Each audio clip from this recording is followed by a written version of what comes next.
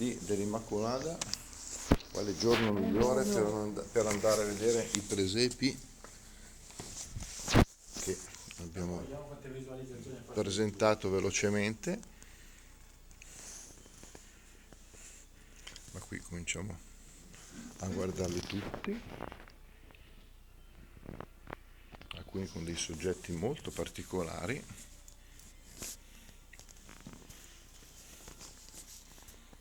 Questo in un ambiente rustico,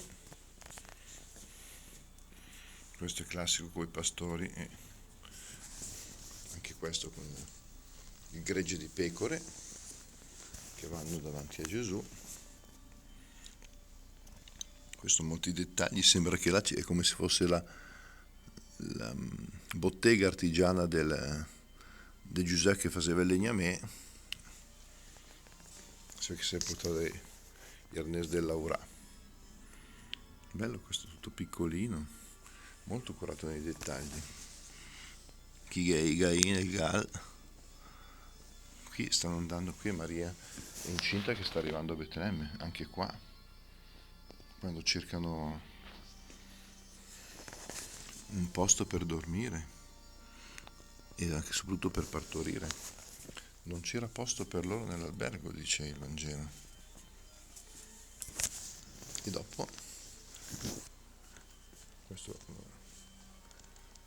in mezzo alla neve,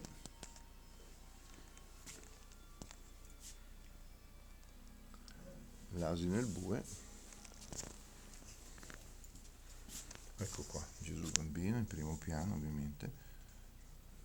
Questo, come avevo già notato, richiama un po' anche quello in chiesa. E qui siamo alla presentazione di Gesù bambino al Tempio. E qui infine un'altra natività classica. Quindi grazie. Ha